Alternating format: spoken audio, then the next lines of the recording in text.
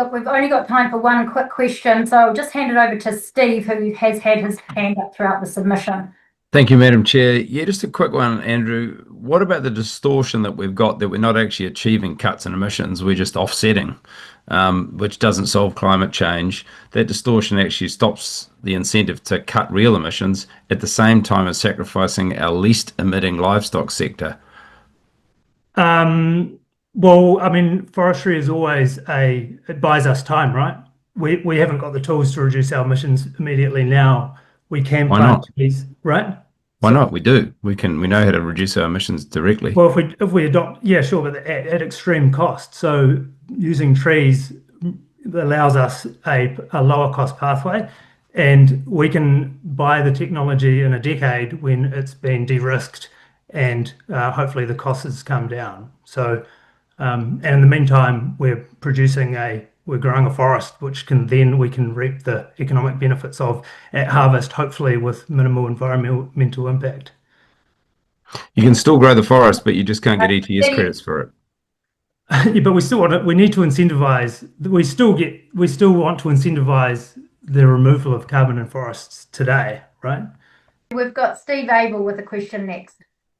Yeah, thank you very much for your substantive submission. I see you're concerned about being pushed into land class 7 and 8.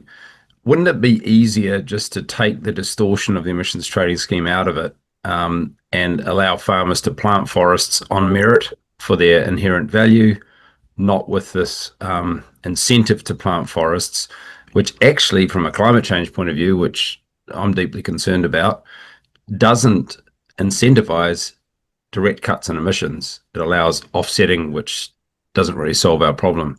So can't you stand on your own feet as a very valuable and important sector that doesn't need the supplementary emissions trading scheme? So gross emissions reductions are critically important, and I completely agree with you that we should be looking at gross emissions reductions across the economy. That's fundamental. In terms of forestry and the role it plays in our climate response, I don't think it's accurate to classify it as an offset, because actually what our foresters are doing is sequestering carbon and being paid for a service that they're providing to the economy, because we do have emissions that are going to be difficult to reduce or eliminate.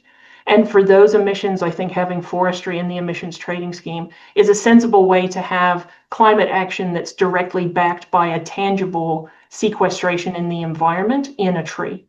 So I would advocate for forestry to continue to have an economic role with some kind of emissions trading scheme role longer term, because it gives us a tangible connection. Auctioned units aren't backed by that same tangible ecosystem service that a unit from forestry is. In terms of forestry standing on its own 2 feet, I mean, hey, I'm all for getting higher value timber products. We advocate strongly for looking at value rather than volume in the development and the continuation of our forestry sector. What we've got right now is a lot of rising costs and significant problems in the landscape around pest, predator, and weed issues, around environmental management. And I think taking away a source of income for the rural sector right now when they're facing some of their biggest challenges is just not well timed or well thought through. And I would like to see a better economic analysis of what the impact of this policy is going to be on those particular issues. And that's something that we're working on trying to build evidence around.